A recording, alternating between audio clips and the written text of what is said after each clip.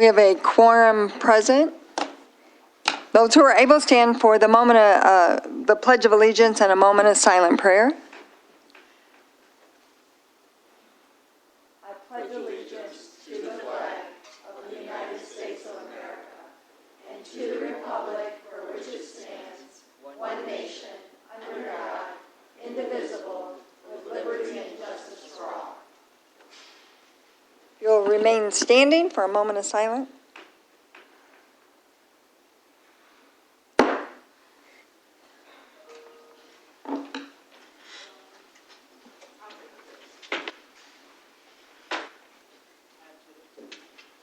The first item on the agenda is just to approve the agenda. So moved. Motion Eldridge. Support. Support Thornton. Discussion. All are present. All in favor? Aye. Aye. Motion is approved. We're going to have a presentation by Washtenaw on the Washtenaw Avenue Pell Study presentation by Nathan Voght, right? Nathan, would you like to go over your presentation?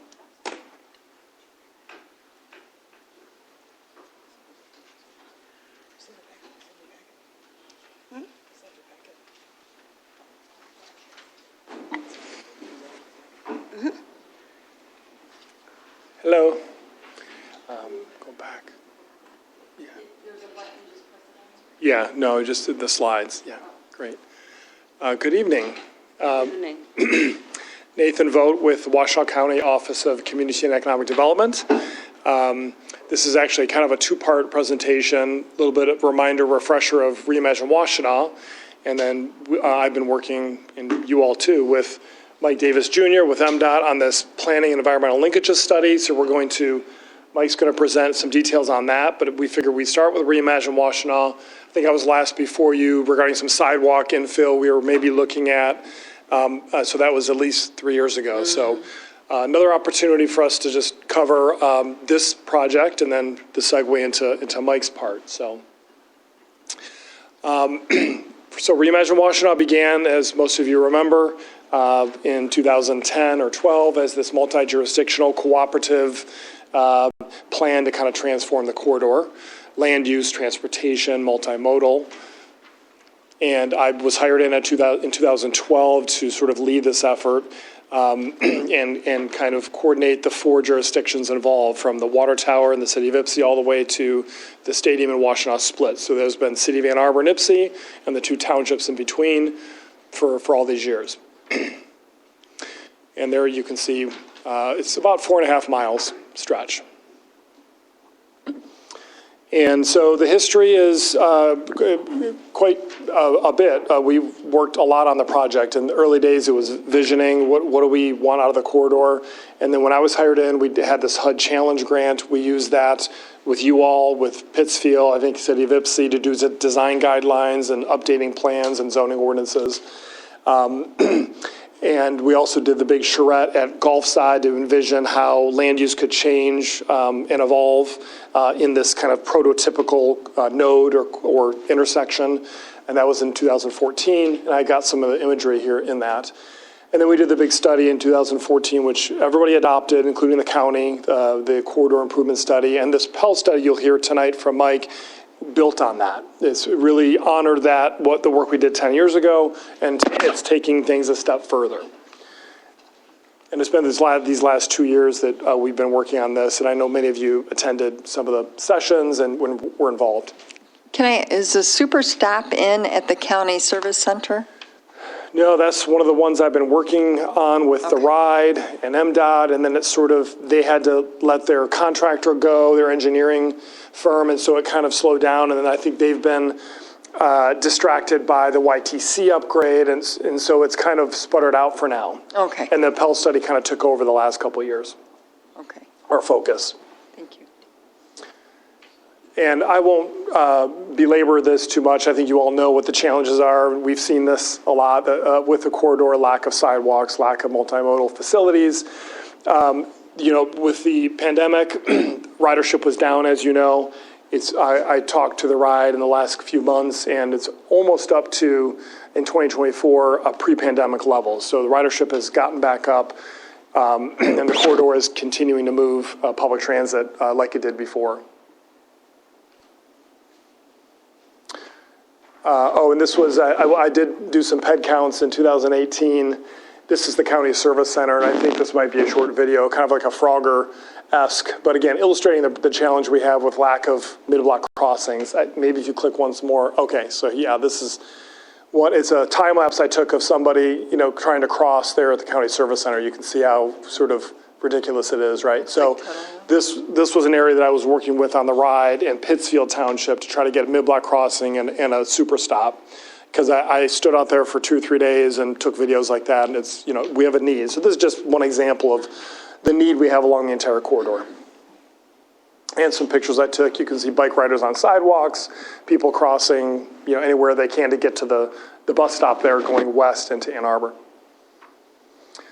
So the strategy, I think, as you know, is not just about land use. It's not just about adding bicycle facilities. It's kind of everything. You have to look at aesthetics, you have to look at multimodal, you have to look at public transit being part of the solution to move more people per square foot, essentially. Land use is an important part, and all of you have updated codes and master plans to sort of try to get denser, more zero lot line, more walkable land use at especially the nodes, the intersections. And so that's all a piece of it, all a piece of the puzzle. We have to look at everything. And we knew we didn't want to just plaster the corridor with density. Like, we know we can't sustain that. So it was more about reorganizing the land use that's there and putting the parking lots on the side or the rear, bringing some of these buildings up to the street and creating more of a walkable, comfortable environment for pedestrians and everybody, and drivers too. And so this is the node versus link concept that, again, is in the 2014 corridor study. I think we're still honoring that today with the codes we have. You all approved the gas station there at Hewitt, and got that up to Washtenaw and tried to have the outdoor patio there, and trying to honor this concept to create a more walkable, comfortable environment. And I alluded to this. This is a great, prototypical node. We went through this really great charrette process using that HUD Challenge grant funding, and I think there's some imagery here that I'm sure you all have seen, but really showing how we can flip the buildings and the parking and go denser to create more vibrancy. And so maybe go through these slides. Yeah, so this is some of the, and we looked at parking count, we looked at retail square footage, and we're not adding square footage to retail. We know we probably still have too much. We're still overbuilt, so it was more about reorganizing the retail, adding more housing. And you can just see, just looking at that that design, how it just feels better. I think that's me. Yeah. Oh, okay. That's better. And here's another view that was done out of the charrette that you can kind of see how different that feels. You still have the median, the landscape median, and you can imagine transit and the buildings really creating more of a enclosure for everybody. And again, public transit is a key piece of the solution. We know that single occupant vehicles, they're not sustainable in the long run. We need to move more people per square foot, and the best way to do that is public transit. And the Pell study, I'm excited to say, which we'll get into, is really pushing that bus rapid transit prioritization further. We talked about the super stop being sort of like BRT-ish, and that's kind of a concept we've had for over 10 years. There's a super stop or a bus stop inside of a building. There's one just freestanding, but this is part of moving the corridor and public transit on the corridor toward bus rapid transit is better, easier, more comfortable facilities for people to get on buses and off buses. And this is a video showing queue jump lanes, which is, again, can be part of BRT, bus rapid transit, to allow buses at congested intersections to pull off on the right and then get a light and get ahead of the congested traffic. And this shows that. I think that video sort of illustrates Sorry, it's kind of small. You can see, I think this is at, here on Parkway in Ann Arbor. See the far lane there with a bus sitting there? And you're going to see it get the green first. Okay, there's left-hand turners, and then they'll stop, and then the bus will get out ahead of all that line of cars. So see it shot out ahead, kind of bypasses the congestion. This is something that the ride is looking at, we've looked at for many years as part of the bus rapid transit evolution. So from the 14 study that we did, again, using the HUD Challenge grant money, this was a typical cross-section then.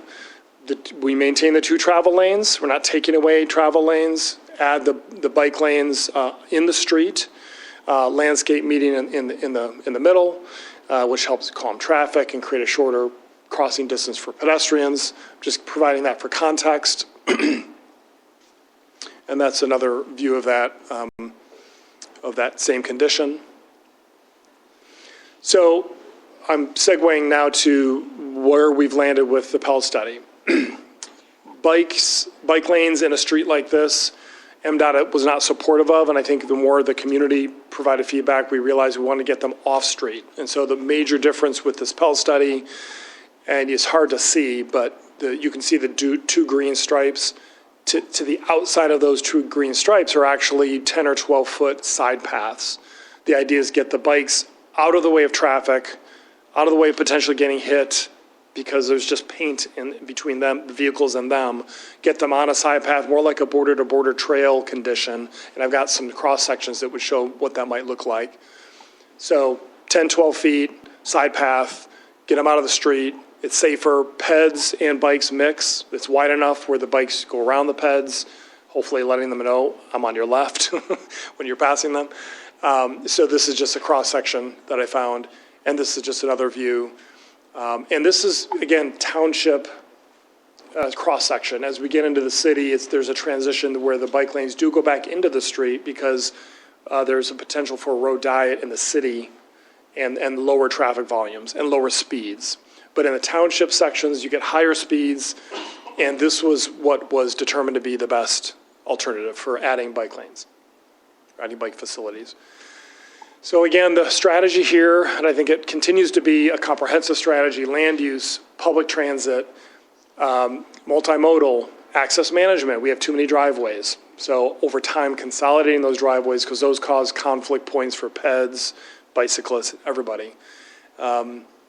And we've got, the county has been the managing the project.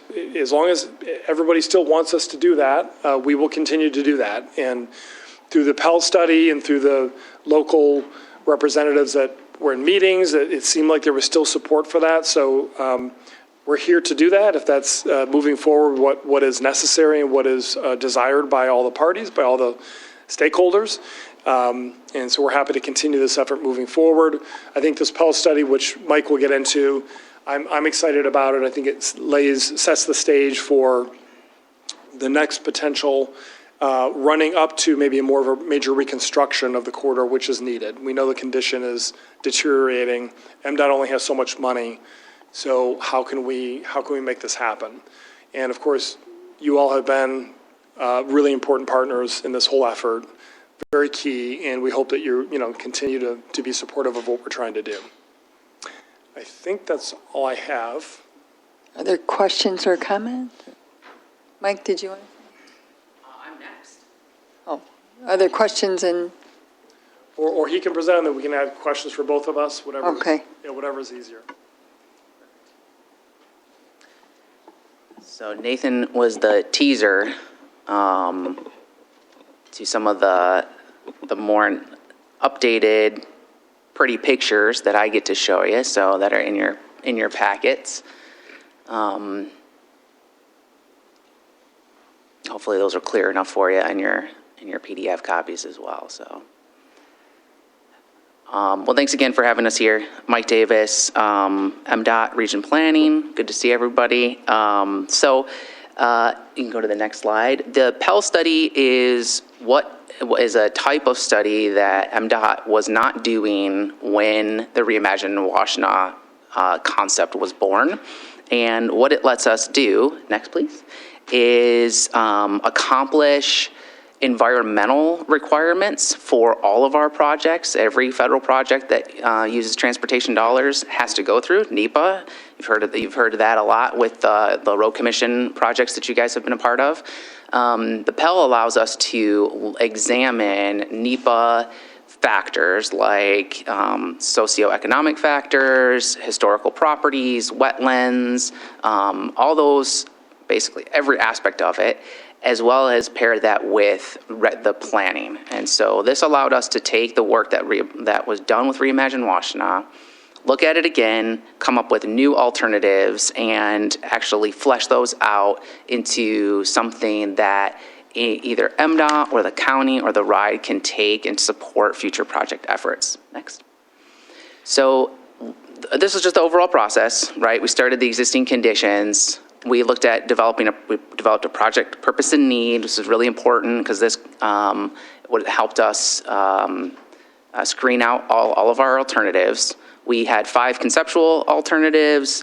Those were enhance existing, a road lane reduction throughout the entire corridor, the business exit transit lane, which I'm going to talk about a lot, the Reimagine Washtenaw, and then an addition of 2 new travel lanes dedicated entirely to transit. We started with those 5, showed this to the public and our stakeholders, cut 2 of those down into 3, and developed those 3 practical alternatives and ran them through all of our analyses, and then landed on 1, which, because this is before we have a funded project, the term that we have to use is acceptable alternative. That's what you're going to hear throughout.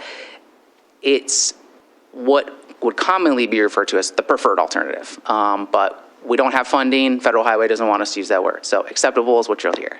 And then we have the Pell report. Next. Thank you so much. Like Nathan mentioned, the Reimagine Washtenaw as a whole, and goes all the way to the city of Ann Arbor.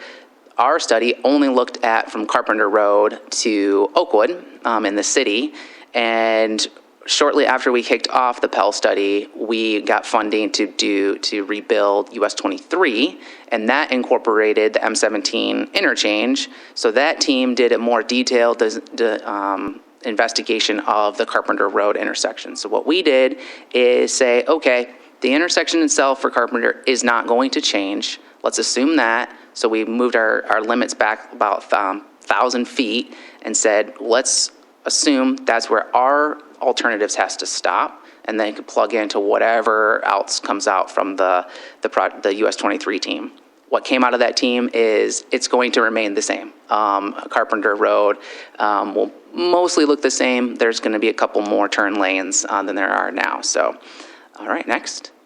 So like I said, purpose and need, this is a big, important part of the Pell study. Might not be so important to, the Reimagine Washtenaw overall, but it is for MDOT, and it will help the RIDE as well. And so it is to create a connected multimodal corridor that promotes safe, comfortable, equitable access for all modes of travel while fostering economic, institutional, and environmental goals of the adjacent communities. So that's what we tested all of our alternatives against. And then the needs, I think Nathan did a good job. We can kind of skip over this one. So the alternatives development, as I mentioned, we did our conceptual. We did 5. We really wanted to keep 3 as we moved in. Well, the 3 that we looked were the enhanced existing. So if MDOT alone did everything all by ourselves, no additional funding from anyone else, the BAT lane, which we started calling a public transit priority lane, originally stood for business access transit lane, dedicated transit lane to the outside of lane of Washtenaw, and then Reimagine as it was put in the plan. Our acceptable alternative, one more, came down to, these are our pretty pictures. So what I'm going to show you are what the long-term future of Washtenaw could look like, and some medium-term designs. So our final recommendation split the corridor into 2 segments. The first is this public transit priority lane. It might just be called a bus rapid transit lane in the future. So, but we did not we're not being prescriptive as to what this transit lane is going to look like, how it's going to operate. Terms have meaning, as you all know. So a BRT means certain things to certain people. We don't know exactly how it's going to operate. So really, this alternative is focused on enhanced transit performance. And then as you get towards east of Hewitt, looking at a road diet that focuses our non-motorized connectivity and creating more of a Main Street feel. I'll talk a little bit about that and more. Next. So this is Gulfside in our beautiful long-term future, looking west. So the red is that you see on there. It's the see this a lot more in bigger cities, like Minneapolis, Chicago. The red is, well, I should actually make it a little bit more real. You all have seen the green bicycle paint all over the county. The red is bus paint. So we got green for bikes, red for buses, asphalt, concrete for cars. So what this would do is delineate the space where buses are supposed to be and where vehicles are not supposed to be. What we're trying to display here with the blocks or the hatching is at intersections and throughout the corridor, we're not going to eliminate the ability to turn in and out of businesses or for cars to turn at the intersections. It's really important to be able to do that. So we are keeping the turn lanes as they exist, and that would be a space where it'd be a shared lane shared turn lane, and then the buses would be able to go straight through, sort of like the Q-jump concept that Nathan mentioned before. Next. So as we move further east in the corridor from Hewitt to Rosedale, now Rosedale, even though I lived in Nipsey for over 10 years, I didn't know where that was. So for those of you who may not, that is basically the Ford dealer. And so if you picture that in your mind, that little cross street right next to it is Rosedale. So from Hewitt to Rosedale, we would have the transition from this transit priority lane to the road diet segment. And then as you moving into the city, you would have some of the images that Nathan showed, and this transition from that dedicated bus space with the red pavement markings to a dedicated bicycle space. Next. So the road diet, and this is looking backwards. So what we have here, what I want to show is this is our estimation of a potential design of how to transition from bus lanes to bike lanes. And so this is looking west. So if you're coming from the city this would be like a buffered bike lane. You'd have your green paint, and we would have a bicycle off-ramp onto the widened sidewalks, which we're noting as 10 feet wide on either side. And then there'd also be a pedestrian crosswalk that would allow you to cross Washtenaw, most likely have some sort of pedestrian signal. And then as you continue after that crosswalk, it would become a dedicated bus lane. And then in the reverse, can you go backwards one? Well, not very helpful picture because you kind of can't see it. So it would just operate in reverse of the other. So go forward. Just so I'm clear, you have a bike lane is that parking on the one side? There is parking in the city portion. I don't believe the parking advances up into the township portion. No. Yeah. Not according to what's presented. Yeah. So you can go one forward. Yeah, perfect. Thank you. Yeah, so basically, we would have parking. Now, we don't necessarily have to have parking. It is one option. But I think... was just asking, yeah. Yeah, yep. I couldn't understand how you could have a bike lane in between two traffic lanes. Great point. Yes, exactly. Thank you for pointing that out. And then the next slide is, this is looking towards Mansfield, looking to the west.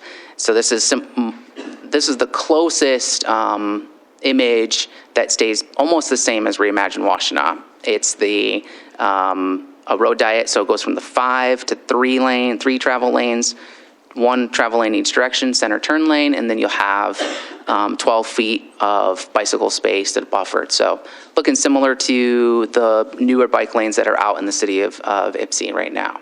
And the big reason for this, a couple big reasons. One is as soon as you get east of Hewitt, the traffic volumes steadily decrease at each intersection. Vehicles are just turning off of Washtenaw into the neighborhoods. And so Rosedale seems to be about the good street where you're far enough away from the intersection to allow peak period queuing to be eliminated. And then as you get further into the city, we have a much more space to play with, much less vehicles, so we can actually have the more dedicated space for bicyclists without incurring a lot of congestion. And then what we heard from the ride is for the ride east of Hewitt, they don't have a delay. They're not really struggling to hit their travel times. And so we're not pushing for a dedicated lane to be continued all the way into the city. So this is where we were able to split up the two alternatives. Now, the rest of the images are more detailed of what I just showed you. So I'm not going to sit and do every single one of these. I'm happy to answer any questions about them. But it's at each intersection, Gulfside, Hewitt, Mansfield, I have the medium term, so what it could look like, and then, before a major investment, and then the long-term design, and that's the one that has the red on each of them. So if we can skip forward, unless you wanted to stop me and ask any detailed questions. Okay. Other questions? All right. Trustee Newman? Do you know how many riders you have on public transportation now? Oh boy. I at one point did know that number in my head. I have forgotten it. I do know that the number 4 is the highest ridership in the entire system. And so, yeah, we do have, some of the data that's been shared is with us is, we could have some of the stops where like 1,000 people an hour in the afternoon are getting on are getting on because that's the only one they measure.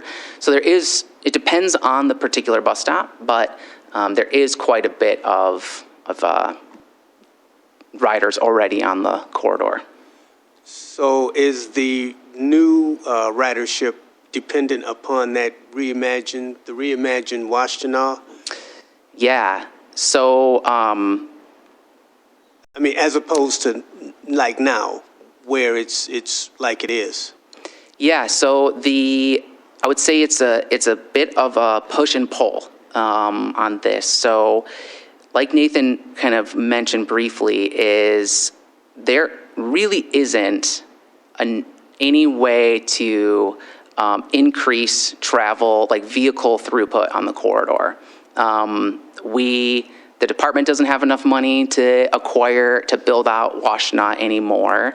And we kind of know that even if we added 2 additional travel lanes, eventually the demand, like the amount of vehicles are just going to catch up to whatever amount of lanes are there. So, so we know that we're going to have an increasing trips. How do we get more people through? And that's where it was really obvious that we have to look at the other modes of travel. And the ride already has in their long-term plans some sort of bus rapid transit on the corridor. And so what we looked at is, and actually, if you go to the 2 slides forward, is we tested different alternatives or different mode shift or diversion away from the corridor on different percentages of trips and what that would do to travel times throughout the corridor. And we did some national studies as like, what would a BRT, like how much additional ridership can you expect to gain? And it can be as little as 5% 5% or as high as like 40% increase in trips. And this all depends on how many, how frequent the buses are and how long the trip is. So the goal for the ride is to get to 5-minute bus service times, which would mean a bus is coming to your stop every 5 minutes. They're very close to hitting that when you combine the new express route on Washtenaw that they did. They're right around like 10 minutes during the, I would say between 8 a.m. and 6 p.m. So that's the big component, is to having high frequency transit. That really encourages riders to get on the bus, right? And it incentivizes people that may want to take the bus, but they don't want to sit at the bus stop. They don't want to sit in traffic. When you start to get more and more competitive with the car trip, people will start choosing which mode they want to take on each day. So what we found is with a 15% diversion, so finding another way other than Washtenaw, or shifting to either a bike or a bus, would reduce the entirety of the corridor, reduces the daily delay by almost 50%. If we do nothing, we don't change anything, in the future year, so this is, I think this is 10 years out, the corridor would experience 400 hours of total delay in that 400 miles, or excuse me, that 3 miles. And if we were to do just transit lanes, nothing else, we just did that, went out there tomorrow, painted everything red and said we're done, that would increase our total congestion to 673 hours. So we can't just make a transit lane. That won't work. It has to be a gradual stepped process until we get to some number that looks like 15%. But it doesn't have, that's not a rock solid, put in stone number. So other things could change that make the travel times, or excuse me, the congestion not spike. So that's going to be kind of this push and pull with the ride and other improvements along the corridor. I know that was a very long answer to your question. Yeah, but I appreciate the detail. And I just wonder, and I know one of the challenges is funding. Would this require any funding from our township? Yeah, great point. So I actually have that a little bit later in the presentation. All right. I actually only have 2 more sections. So the next slide is just a right-of-way comparison, because this has been kind of asked throughout. One of the big things that the Pell looked at that changed from Reimagine Washtenaw is the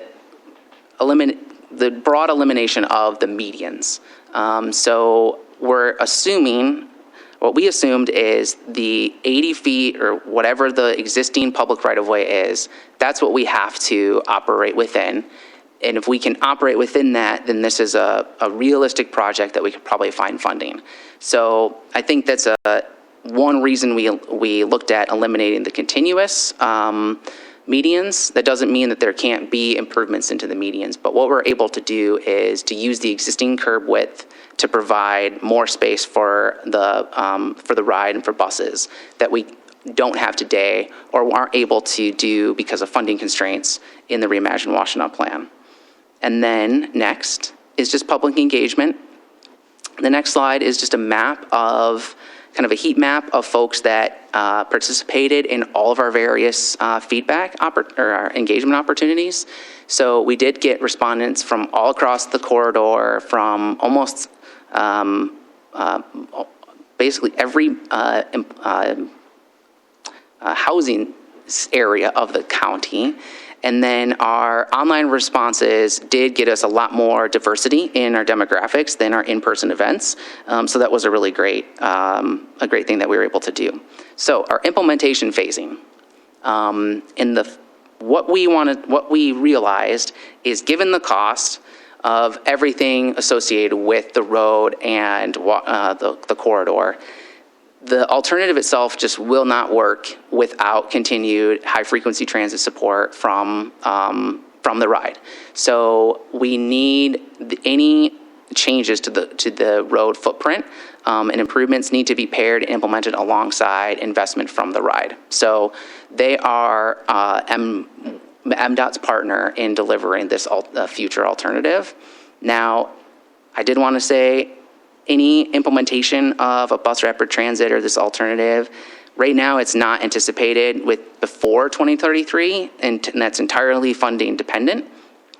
So what we looked at is how we could break out this big idea into different phases. So the next slide is phase one, which we're calling kind of corridor preparation. So now into the next few years.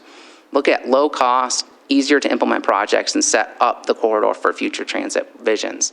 So for MDOT, this is things like the concrete patches that we did last summer, looking at mid-block crossing, signal upgrades, and then looking at a pilot of the road diet or the road lane reduction. For the ride, they're looking at things like building out bus shelters, improvements in pads and platforms, signage, and transit signal priority, which is an important part of this project. And then to answer your question, funding for local communities is filling in the sidewalk gaps that there are. And I know Brenda and I has had a conversation in other meetings where a lot of the township, Pittsfield Township and Ypsi and the city have all done work on filling in the sidewalks. The Pell calls for wider sidewalks than there has been, that is now. So that is something that came primarily from our public involvement. So MDOT, we understand like a lot of communities have a 4-foot or a 5-foot or a 6-foot requirement for their sidewalks. A shared use path is eligible for federal funding when it's 10 feet wide. So for if you want to get a grant to build out any amount of the shared use path, it has to be a 10-foot wide path. So that's what we put in the plan. And then, like Nathan mentioned, access management plans, elimination of driveways, landscaping, lighting, and then coordination on new developments. So those are I think the first few things I think that the townships and the city would, the MDOT or the RIDE or the county may look to the local municipalities for funding assistance on. In the longer term is things like any new lighting. So MDOT is restricted on doing lighting outside of freeway interchanges. So we're not able to pay for lighting on this on Washtenaw at all. But we do work with DTE, like we worked with them on the pathway here at the interchange. And so if there's a project in the future where we can coordinate and partner on lighting improvements, we definitely can do that. And so between 2027, 2030, it would, the next phase is looking at additional mid-block crossings. Can you go back one more? Sorry. Install and evaluate that road diet, supporting access management. And if we have local access management plans, what that allows us to do at MDOT is if there is a developer that comes in at, let's say, at home, and they want to have 4 more driveways, we might at MDOT permit that. We probably wouldn't. But if you have an access management plan and we get a request for a change to the driveway access, we're able to use your local planning efforts to support our approval or denials of driveways, and starting to condense and consolidate driveways. Cannot encourage enough requiring shared use or shared access parking agreements in any new developments. One of the major issues is the amount of driveways. I think you guys all know this. I'm preaching to the choir on that one. And then for the ride is, increasing connections to their stops, constructing super stops, adding bike parking, and then increasing their service frequency. And then phase 3 is what we're hoping, in 2030 plus, is a full roadway reconstruction where the ride is ready to do their bus rapid transit or whatever it may be. MDOT's ready to do a major reconstruction project, and all of our local communities have been gearing up, getting ready to do what remains, changing the corridor, and this can be done all at once. But it doesn't have to be done all at once. So I think that is the nice thing with this Pell vision is there's a responsibility for things that fall on the MDOT, things that fall on local agency, and things that fall on the ride, right? MDOT doesn't operate the buses, but we definitely want to work with the ride to implement this vision and the local community's vision. So I know I took a lot more of your time. I apologize. But Nathan can come back. Well, Nathan's right here. And any other questions? Other questions? This is just a presentation. And Yep. so what I learned is that you're not taking it all the way down to Stadium. So you changed the... Yeah, so we still have the overall reimagined Washtenaw plan, but our Pell study stopped at the east Carpenter. side. Yep. And so what's happening on the other side? The wall. It stopped at the wall. Yeah. So we do have, we do have the 23 reconstruction project. Right now it's scheduled for 2027 to 2029. And there's quite a few things happening, and the M17 Washtenaw interchange will be fully changed. It might not look like that much of a change, but we're going from the 4 clover leaves to 2, and what that allows is to not have directly opposing turning movements at the same time. And so if you head out to the west and you're trying to get onto 23 in the morning, that little segment where you have cars coming up against you and you're trying to get over, we're getting rid of that. So that's going to be really exciting. And so there will be some major improvements to that intersection. We're rebuilding the pedestrian pathways on both sides. We're still working with the ride on trying to incorporate as many transit features throughout the interchange as we can. We have worked with them on kind of building in the space for dedicated transit lane going through the interchange. It may not be operational as soon as it opens, but that would be something that we're trying to minimize the amount of work that the ride would do when they're ready to have their own dedicated space through that interchange. So it's not going to be a total wall anymore. Okay. Thank you. So right. we did get easements in the past, and it was very, very hard and challenging when we got them on the north side. So I can't imagine getting an even larger. I was hoping it could fit within the existing right-of-way, but... Yeah, I think with this plan, what MDOT is saying is we want to work within the existing right-of-way. It'll be more feasible financially, and then this side path becomes more of a responsibility of all of us, I think, in the long run. I want to emphasize, however, the advantage we have with this becoming now a little bit more of a transit-focused, or at least there's a dedicated space for transit. The advantage is the ride now becomes, and he alluded to it, the ride becomes now more of a major partner and mover, no pun intended, in this effort, and they can access federal transit funds, whereas MDOT can't. So now we have this partner that can access these good funds from transit. MDOT can use their funds, and maybe we can do something more efficiently altogether. But there's no dedicated transit lines in the city of Ypsi, right? No. And then heading to Ann Arbor, are there dedicated? Because that's not on the... So the ride still is working. Their next step is to continue their detailed feasibility of a dedicated lane or rapid transit system into the city, in the city of Ann Arbor. So that's their next step, is to connect what we've done and make a coherent, detailed plan for the entire corridor that connects from downtown Ypsi to downtown Ann Arbor. So With a dedicated bus lane. we don't know yet. So the only dedicated bus lane is in Ypsilanti Township? And Pittsfield Township. In the part of Pittsfield, but not west of Carpenter, is that right? We just don't know, because when you get That's west of cuckoo. 23, we all know it gets much more congested. People getting off 23 going into Ann Arbor. So there's no way that MDOT with this study could try to do the whole 4.5 miles.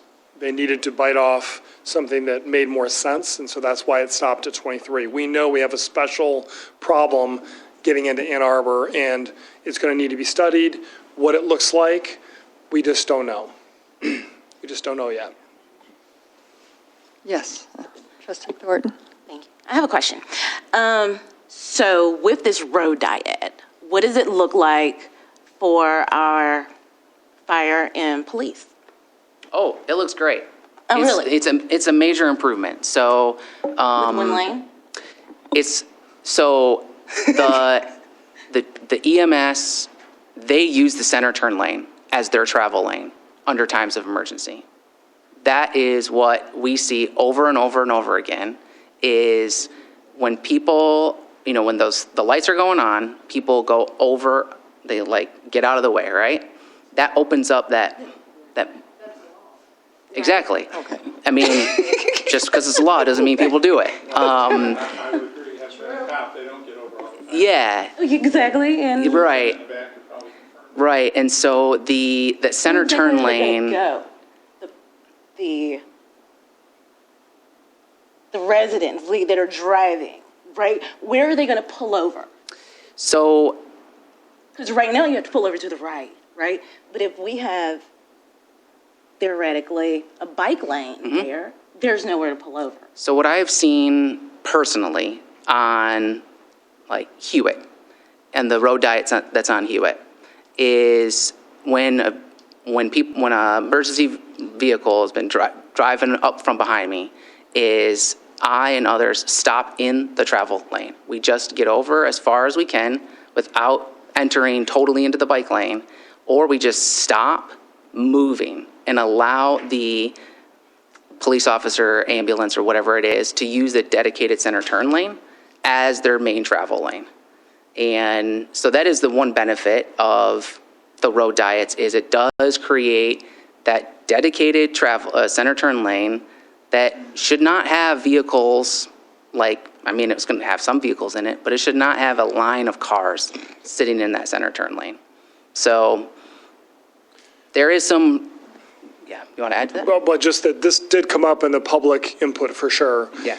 And this is not an uncommon condition, a 3-lane, 2 travel lanes, middle turn lane. This is seen all over the country and certainly all over Michigan. So there's nothing unusual. I think in relative to what we have now, right, you would think, oh gosh, there's nowhere to pull over. But this is a very common 3-lane condition that works everywhere. Yes. Clerk Swanson? So one of my questions is, I think when we originally were looking at the reimagine, there was a lot of talk about what that was going to do for sidewalks and walkability, which is a really big issue currently right now. So I think the biggest question I get from residents is less about buses and more about walkability and how because right now there are large sections that don't have walking. So I guess I'm wondering, because we've delayed some of that work because of the pandemic, and how much longer would it have to be delayed, because the walking paths are really important even if we can't get to the bus right now. Well, we can always put in a 5-foot sidewalk today, understanding that the long-term vision is going to be more of a 10-foot condition.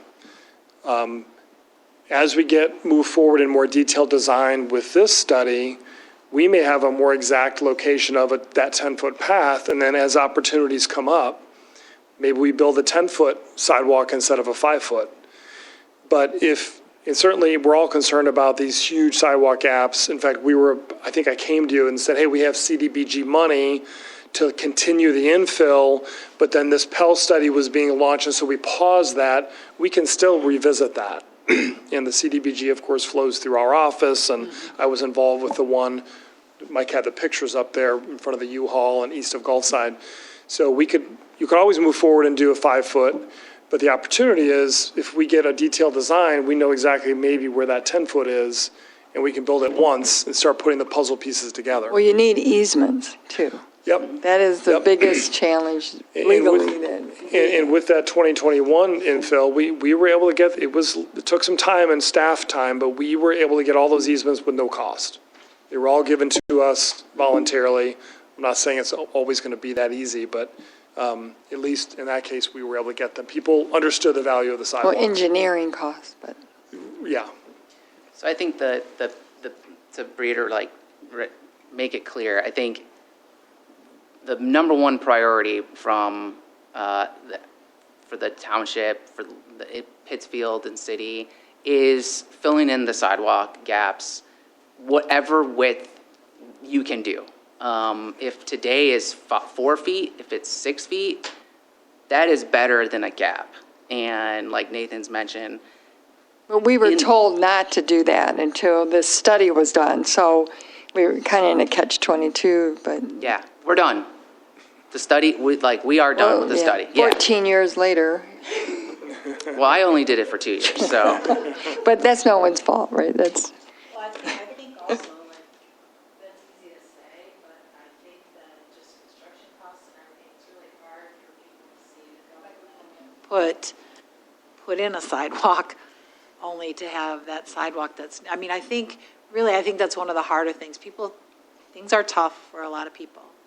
And I think they want governmental things to work for them, and they want to know that funding is there's a synergy. So you've got that there with AATA, and with the local community, and with MDOT, like synergy there. But I think that gets frustrating for people when if we are going to do it, we just want to do it in a way that, I guess if it's got to be taken out or replaced, it's because it's ended its useful life, versus we put it in as a temporary gap. So I guess that's concerning to hear that part. And then the only other thing that I can't quite wrap my head around is, I know that in the first part, Nathan, you said, the city, and there's like a road diet, and there's traffic might be slower, and then the difference between the township. But I think if you're driving the corridor, especially where the city and the township meet, it doesn't feel like a big difference. It actually feels dangerous most of the time to drive Washtenaw. And even going farther as you head more east where the new curve is, I mean, it's like you're driving through a gauntlet at most times. And so it doesn't feel like they don't need a designated bus lane, or they don't need something that's connected to the township, because for the average person, they don't really know where the city and I shouldn't say the average person. A lot of times people don't know where the city and the township end and begin. And so I can see it being confusing, but most of the time it just feels dangerous.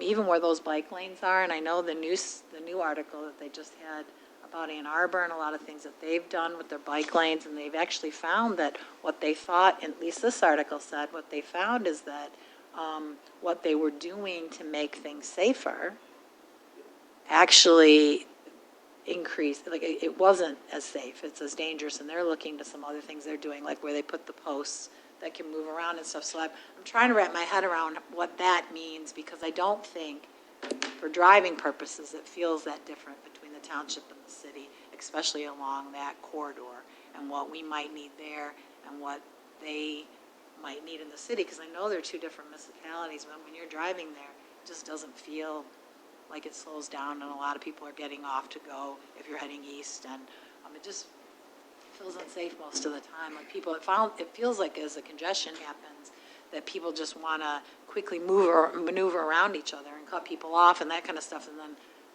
I don't know if they're all going to get on buses to make that part stop. Not to be, negative about it. I'm just trying to wrap my head around what is a dangerous area. My observations in the area you're talking about is that, MDOT built that out in 1970. that outer lane is 14 feet wide. What you're getting is a lot of people speeding up. The traffic volumes are not that high. I mean, we know the counts, and MDOT would not be recommending a road diet there unless the counts justified it or allowed it. You have to imagine this change condition with buffered bike lanes, 2 travel lanes that are 11 feet, not 14 feet, middle turn lane. That's going to slow traffic down. It's going to feel very, very different. I'm not trying to minimize your observation because I agree it doesn't feel good at all. Going down the hill past Dairy Queen, it's all very open and wide. People are speeding up. And then you get into the city, it's a little bit, the bike, Washtenaw there. But I think with the conditions that we're talking about, and maybe with a pilot project, we can test this out. People drive psychologically how they're viewing the road in front of them. We know this, right? So that's why posting speed limits doesn't mean anything. You have to design the road to the speed you want. And we have the opportunity here to design this road in a way that I think it'll feel a lot better when it's done, when it's painted, narrower lanes, street trees, things that really make people feel like, oh, I'm entering a special space rather than I'm entering a highway, and I can just speed up. Last part would just, so I feel that part, I feel like with the township part, you have addressed that part because it feels like, and it looks like it would feel safer. I guess the part that I'm saying is, I don't see how that magically ends when you get into the city part. Maybe I'm going farther along, heading farther along east, because I'm talking about the area in the city where you go down, you come around kind of like the corner where you're heading towards like actually downtown. I guess that's the part I'm trying to understand. I feel like with the township one, it does feel safer. And, the city's not our municipality, but I do feel like there's going to be so it's just going to be a big adjustment that may feel really different and a lot less safe when we get to those other points where they connect. Trustee Rowe. Is there like a study or something you can refer to or you can send us that talks about the speeds related to what people think versus the speed limit sign, what the conversation you just had? Because the road commission doesn't believe that, and we need that information. Very true. I'm certain there's been, numerous studies. I mean, we talk, transportation planners talk about this all the time, where you need to design the road to the speed you want, and that's what makes the biggest difference in reducing speeds. Right. So it really is about lane width, things you're putting along the road, how the road feels to a driver. Adding bike lanes slows people down. Adding landscape medians slows people because of that you're perceiving, right? Street trees even. Think about a 2-lane neighborhood that has all these mature street trees and how they're providing this canopy. That slows you down. So we know this. And this, our frustration as planners, and Mike was a planner before he was a MDOT guy, so I can include him in this. Our frustration is, we know that road design is connected to speed, yet road agencies don't have the standards that allow. They're engineers. Yeah, they exactly. think differently. And our legislators in the state of Michigan have decided and redecided on how speeds should be addressed. And speeds are addressed by studying the 85th percentile of normal operating traffic, which means when there's not congestion, going out there, radaring a bunch of people, and then deciding what's the 85th percentile of that, and that's the speed limit. And the recent change allowed flexibility to go up or down within 5 miles an hour of that. That was the major change. So, I think we deal with this all the time as the road commission is like, we only have a limited stuff in our toolbox and is having no authority over enforcement. It's a really tough challenge. When a planner was the director of the road commission, world. it was totally different. It was just a different thought process. So. Thank you. I'm going to mute now. All right, thank you. Thank you for having us. Thank you so much. Number 5 is a consent agenda, which is the minutes of October 7th, 2025, statements and checks and treasurer's reports. So moved. Motion Eldridge. Support Newman. Questions? Hearing none, all in favor? Aye. Opposed? Motion carries. Attorney's report, Mr. Winters? Madam Chair and board members, in spite of all the letters that you probably receive at different times of the day, evening, and in spite of all the different topics that I try and cover on behalf of the board, at the end of the day, sometimes you're truly trying to figure out what to say and how to begin. I'm saying that because looking at the topics I want to discuss tonight, it reminds me of being back in 6th grade with Mrs. Cheney, who always instilled upon us a very simple phrase, just do the right thing.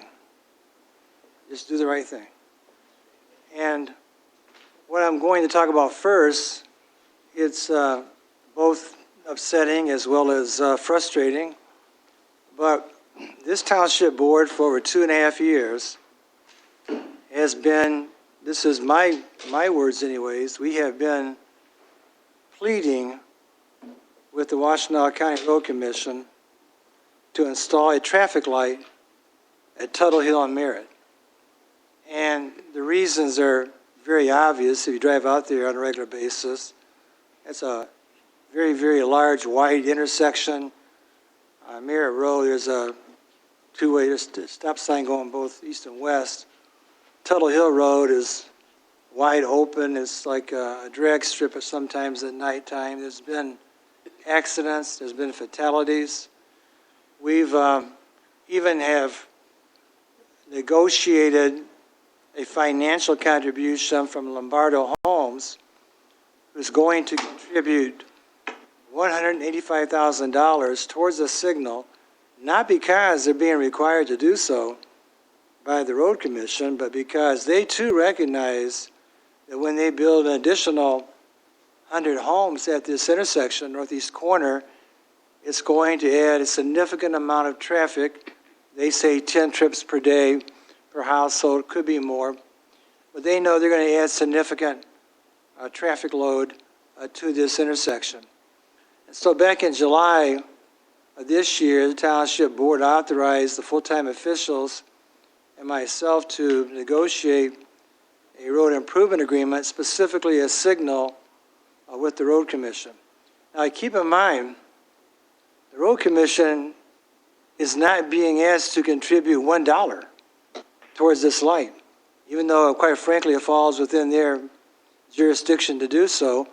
The township, through the efforts of the developer and the Township Board, has agreed to install a light at this intersection. And so they have refused to consider that. They offered to make some efforts of installing some flashing beacons after the 14-year-old young man was injured, killed out there.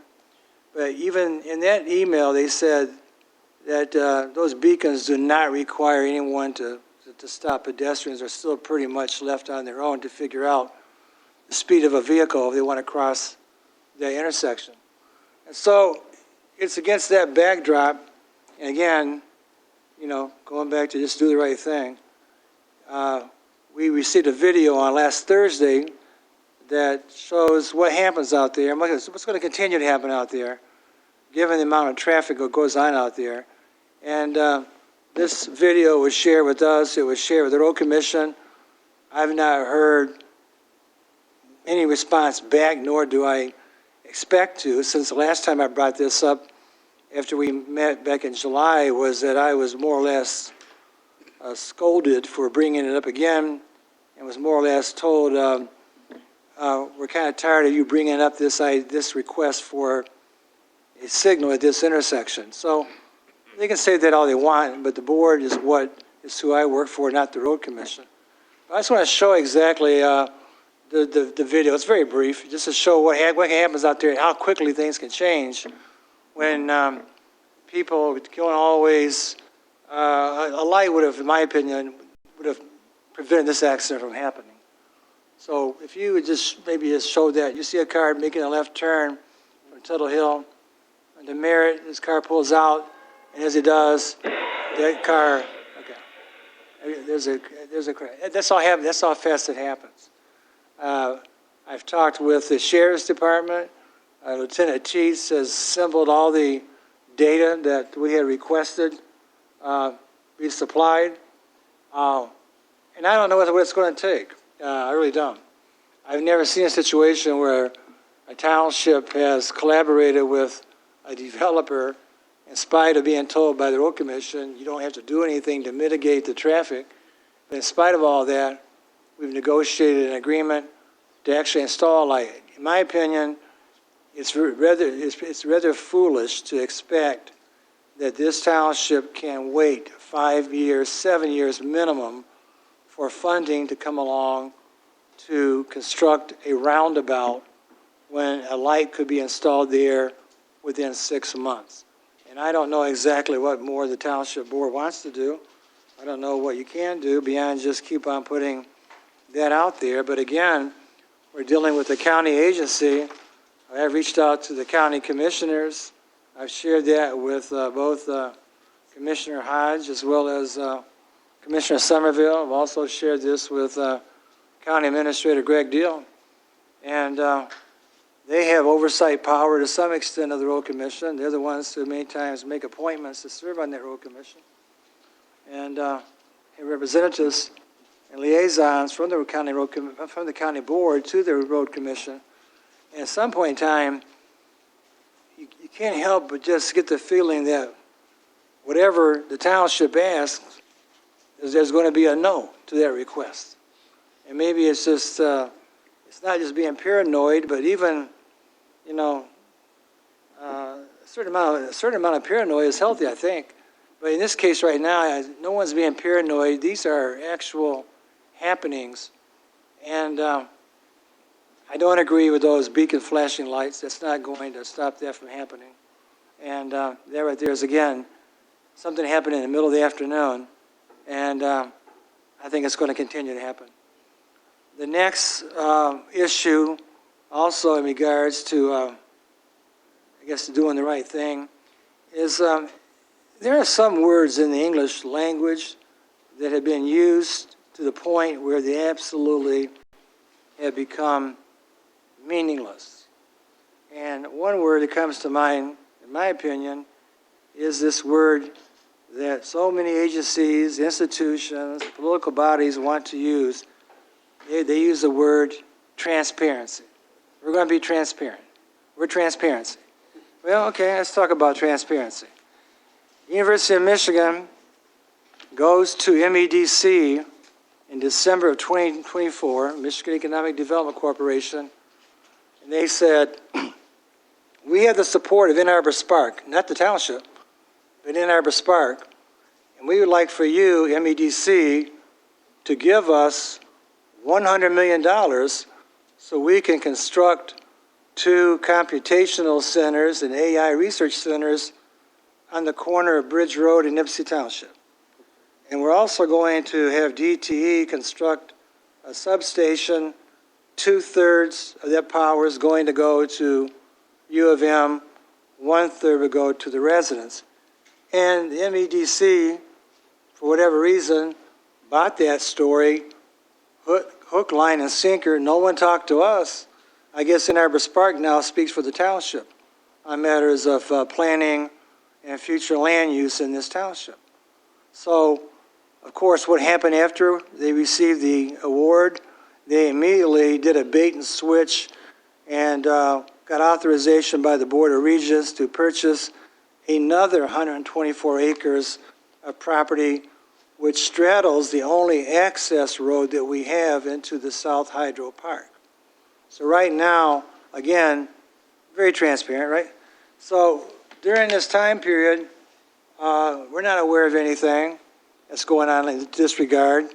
We finally find out through Supervisor Stumbo's efforts as to what their true intent is.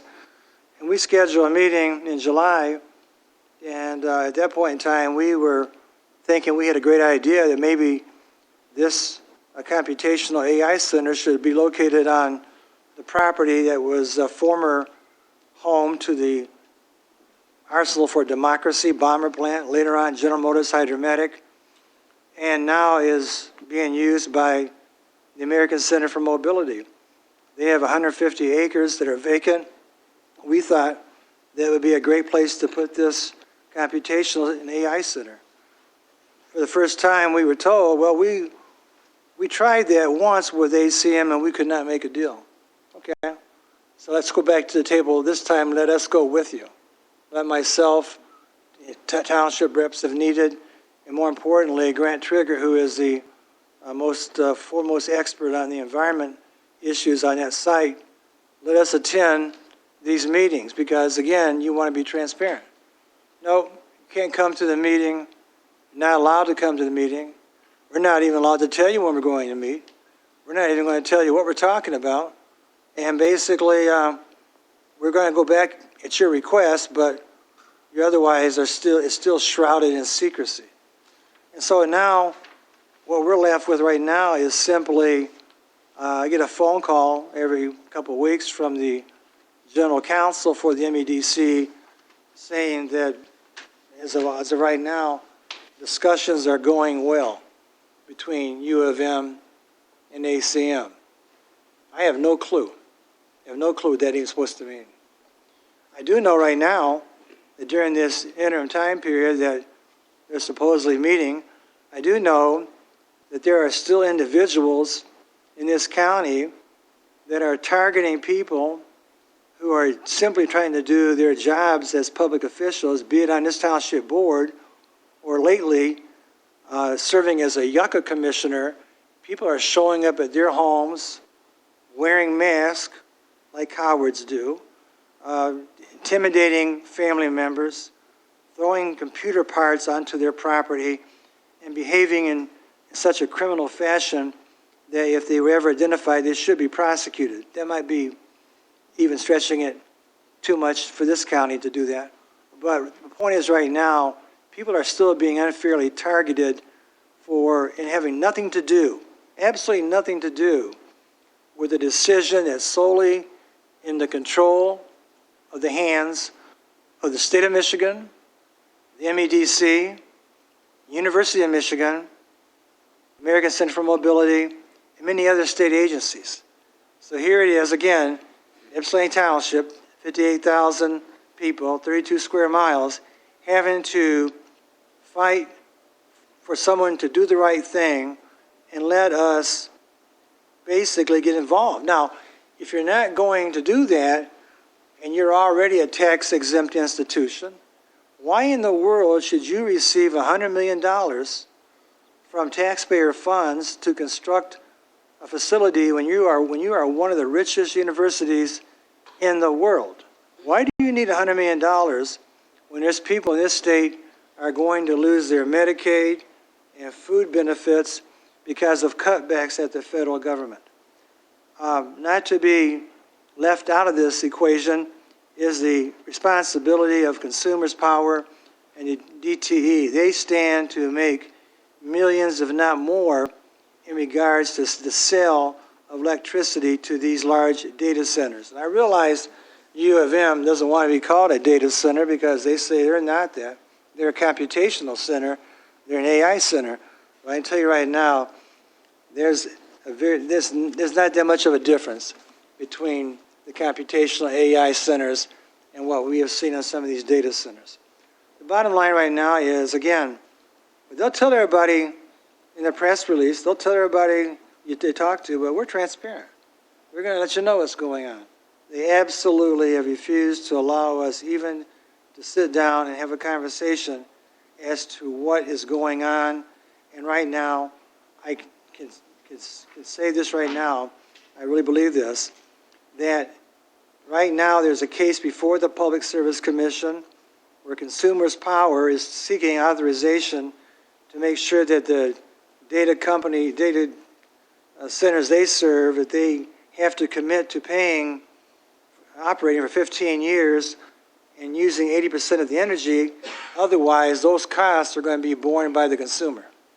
They're called stranded costs, and they go into the cost it takes to actually build a new substation. The Consumers Energy knows that these data centers, that while they may be popular in the next 5, 10, 15 years, that day will come when they too will be replaced and repurposed, and who's going to be stuck with paying for those costs to build these gigantic substations? It's going to be the ratepayers.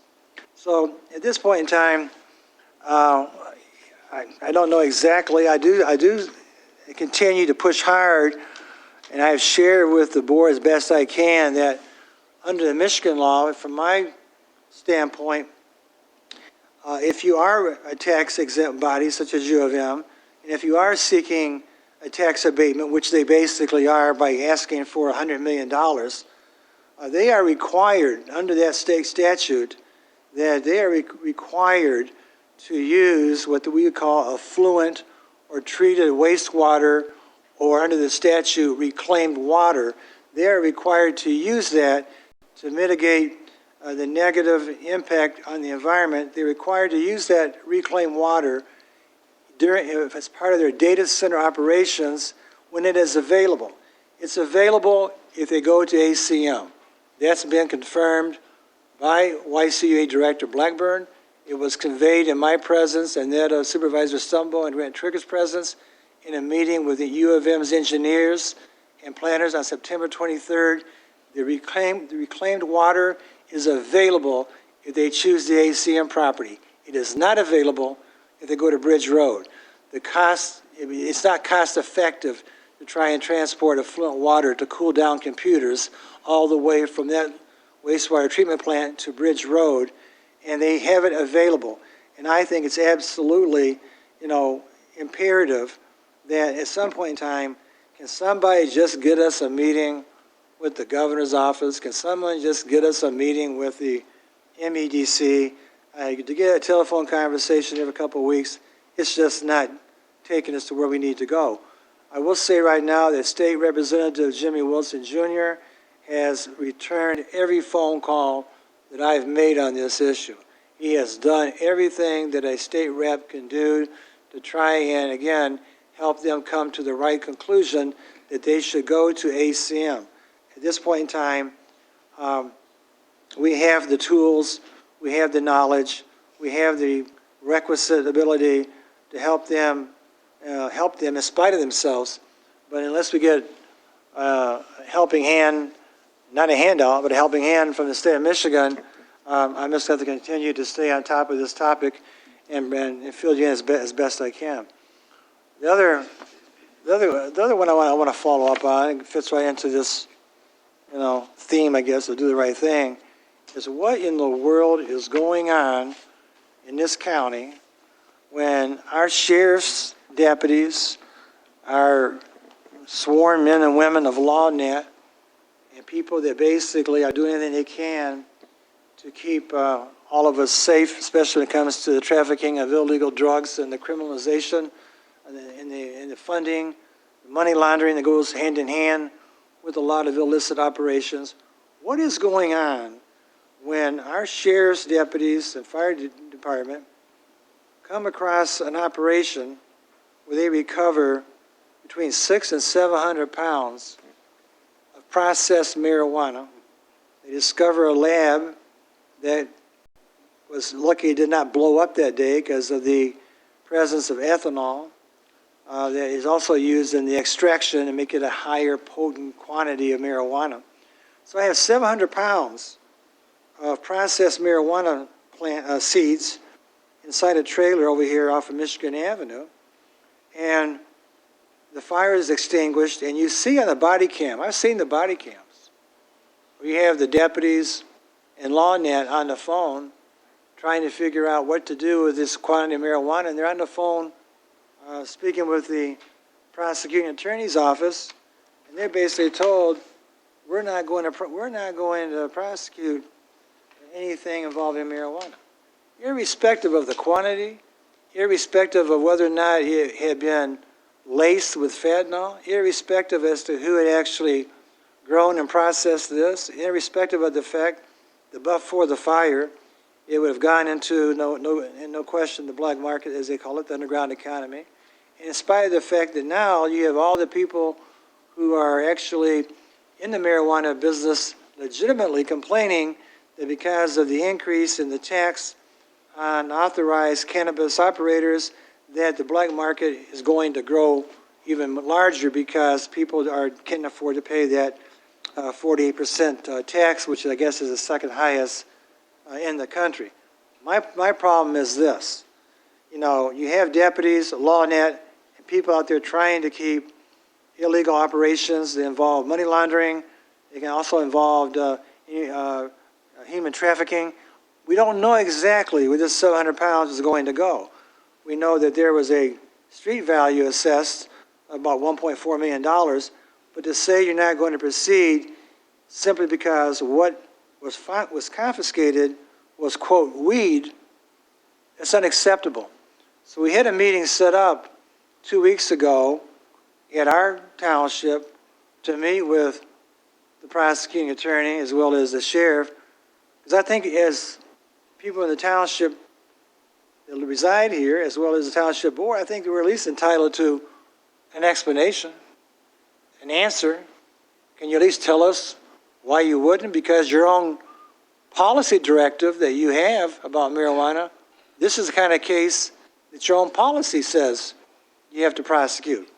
So I don't know what to think of this beyond the fact that I did see, they say a picture is worth 1,000 words. I think the faces on the deputies that day walking around that trailer said it all when they were told we're not going to prosecute because it's marijuana. They looked like, first of all, disgusted, my interpretation. Somebody else may interpret something differently. But that's how I read people after all these years of being an attorney. I think they were disgusted. I think they absolutely could not believe it. And on top of that, they had no clue what to do with it. So what happened, they take it back, and unfortunately, it has to be destroyed and burned under the auspices of the state police without ever really being tested to find out exactly what chemicals, if any, were part of this process. I will say, ironically, that our fire marshal did obtain the name and address and phone number of the tenant that was leasing that building where the marijuana was stored, but because they were not going to prosecute, we'll never know what that would have led to.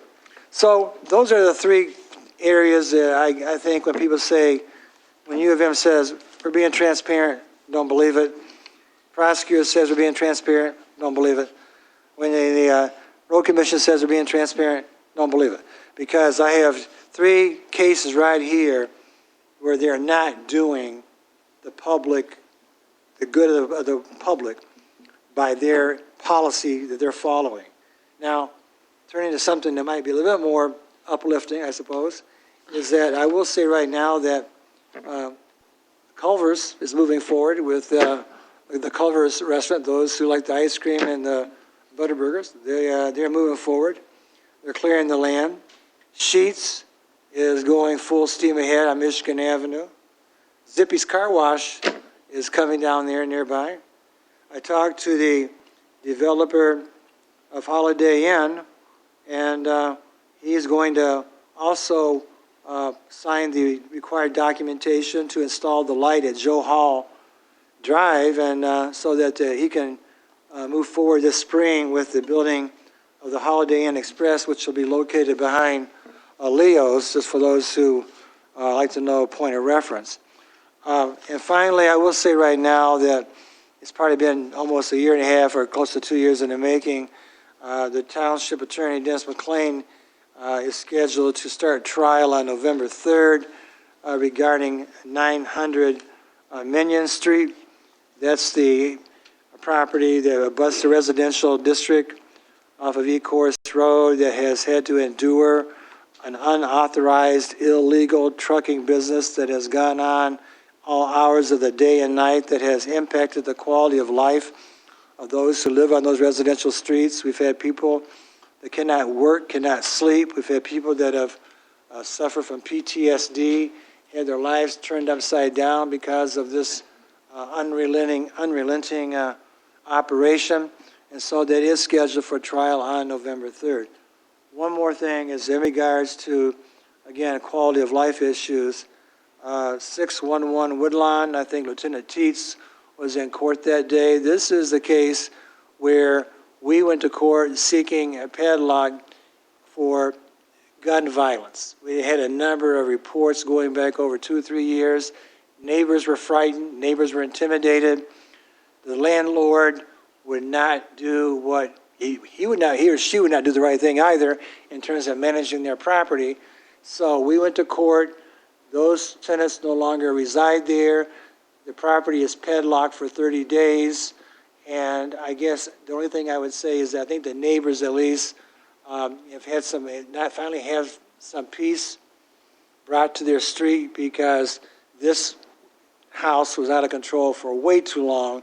And I've encouraged the Office of Community Standards, whenever they get complaints like this, if we need to get involved sooner, to let us know exactly. The Township Board's been very supportive.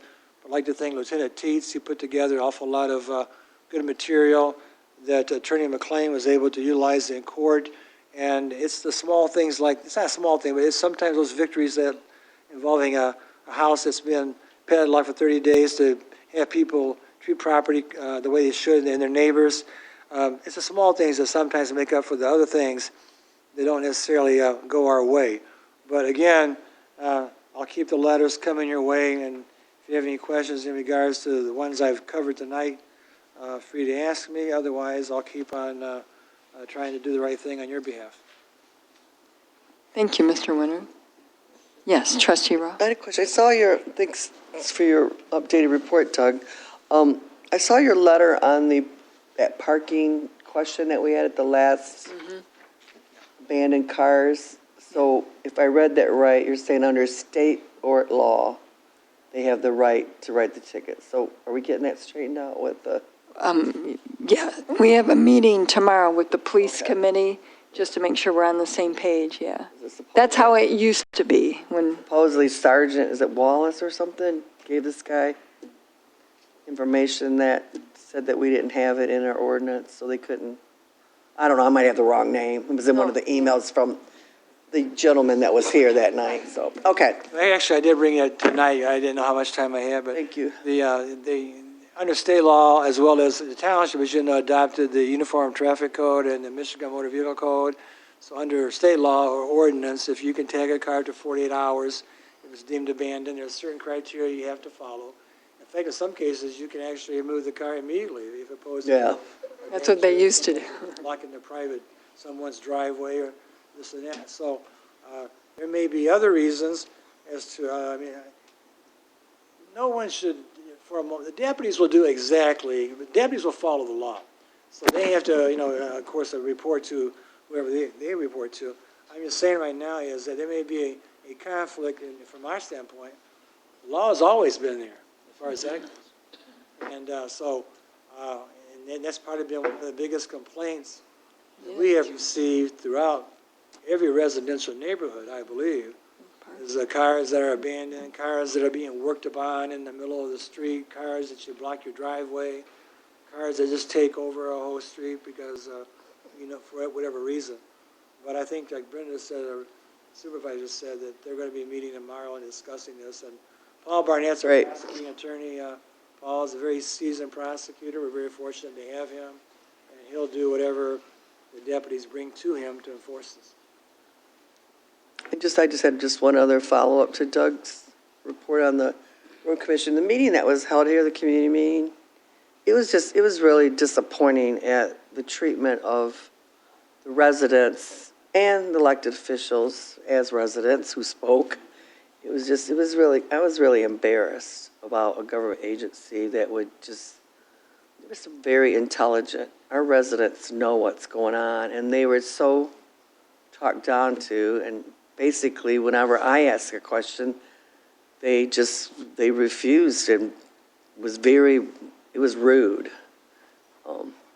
And we talked about it. One of the big questions that I asked was, because I know that we got to wait a while for this big thing. They don't want to do their light. And I said, well, there's nothing to stop us from slowing the road down with the other things that they talked about tonight. And so we raised those, and they just acted like we were crazy, In fact, he kept telling me, because I said, well, why do we have, Brenda had pointed out, and then I checked it out, that there's this almost turning lane goes down almost the whole thing, and you don't really need a turning lane. We don't need a turning lane at all, really, when you look at it. There's just not that level of traffic, which is the issue that we're fighting with them about the stop. But it's the speed. That thing that you sent, on my way here tonight, the same thing almost happened. What it is that because people are going so fast, that same thing almost happened where a car was turning, and you think that you got all that time because it's way down there, but then when it comes out, it's like, no, that car is like right on top of you again. It was the same exact thing. So I don't know. It's just, I don't know what to do, whether we could go to the county commissioners, because I know there's a process to get rid of the road commission. I mean, it's just infuriating. It's our dollars that they get to take care of our issues, and we even got money, you guys got money for them to do other stuff, and they just, we talked about can we just do bike lanes? We raised all those issues. It's basically like, no. We already know what we want to do. I don't even know why they had this meeting.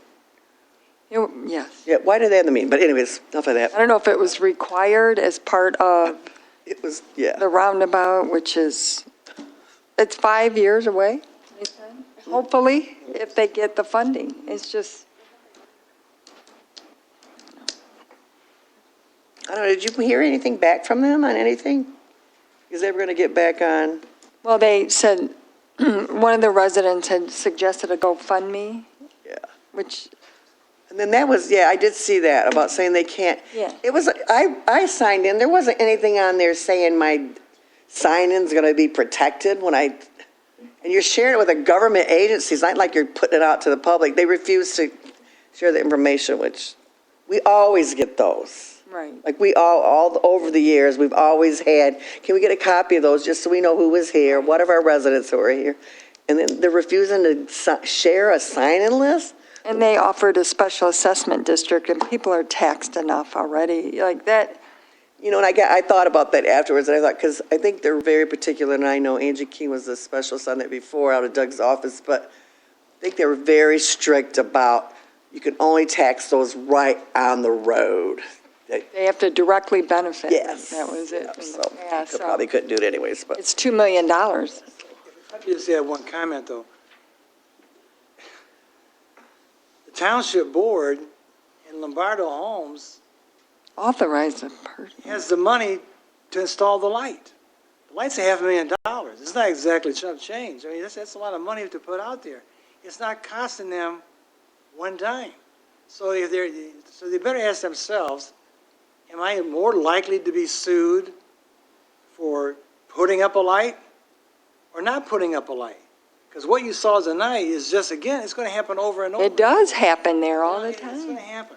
And the question is right now is that I have never heard of an agency that refuses to take money, which we don't really have a legally obligation to do, or the builder has any legal obligation to contribute, and say, here, please take the money for our residents' safety.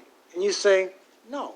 And furthermore, you say, Doug, I'm tired of you bringing this up at a meeting, okay?